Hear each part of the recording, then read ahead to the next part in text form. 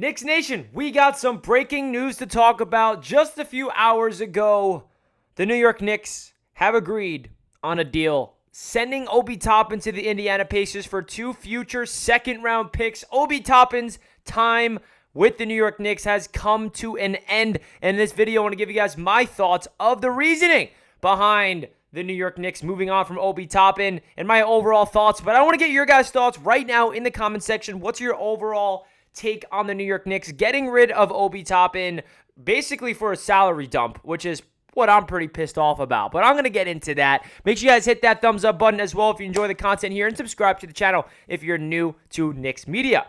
All right, let's get straight into business here. So when I first saw the report a couple days ago that the Knicks are interested in moving on from Obi Toppin just for draft compensation, I started to question, okay, what is the reason for this? Obi Toppin seems to be a failed draft pick by Leon Rose. It was his first draft pick as the New York Knicks president, and apparently it seems like that Tom Thibodeau and Obi Toppin fallout was true, because it just felt like the Knicks just had to get rid of Obi Toppin. They did not feel comfortable going into this season with Obi Toppin on their team, and it's not even like they were trying to package in Obi Toppin for a big-time trade. They just shed him away for 2 future second-round picks. Now, if you break down what this does for the New York Knicks in terms of the trade, if you look at this tweet from Ian Begley from SNY, he says, the Obi Toppin deal leaves the Knicks with roughly $149.7 million in team salary, so they can use the full taxpayer mid-level of $12.4 million and remain under the luxury tax line, assuming roughly $4 million is unlikely bonuses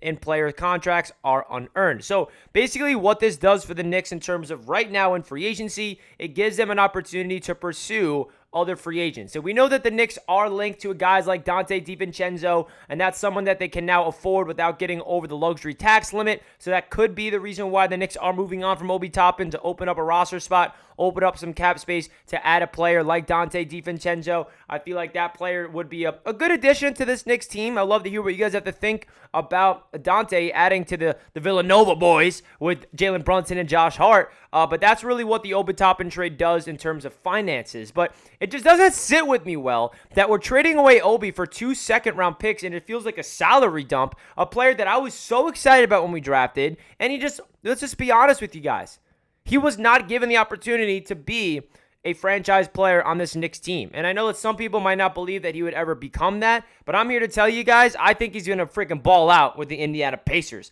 With Tyrese Halliburton, he is going to absolutely thrive. And the issue that Obi Toppin always had with the Knicks is that Julius Randle was the starting power forward. He never had the opportunity to be the guy with the Knicks. When he was drafted here, Randle was here. All 3 seasons Obi Toppin was on the Knicks, he was coming off the bench, never got a good rhythm in terms of being a starter, and got into big time, 25, 30, 35 minutes a game to really see what Obi Toppin did. So the Knicks decided, you know what, we'll shed off his contract, we'll free up some cap space for this year and next year, and we'll move on. Now, right now, I'll be honest with you guys, I just don't agree with this. I got to see where they go from here. Which additions are they making to the roster? Are they going to make a big-time trade for like a guy like Paul George?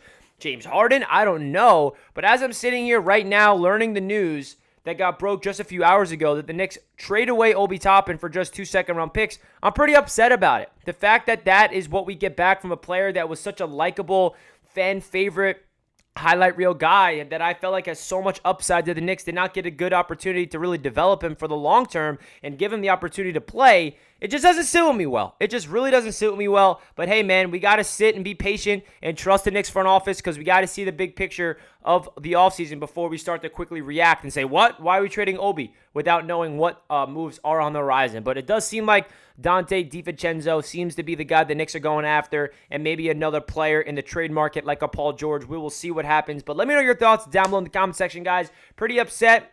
Obi Toppin's time with the Knicks is over. Good luck in Indiana, man. I'll be rooting for you, Obi. Definitely a big fan of his game. And it stinks. But hey, that's the world of being a fan. You get attached to these players, and sometimes you don't see them develop on your team, and you'll see them develop on another team. So we'll see what happens with Obi. Let me know your thoughts down below, guys. Hit that thumbs up button, and I'll catch you guys next time. Let's go Knicks as always. Peace out.